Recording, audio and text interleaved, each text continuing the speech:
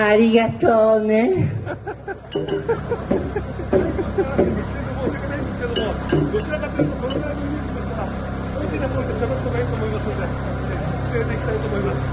先週ですね、病み上がりです。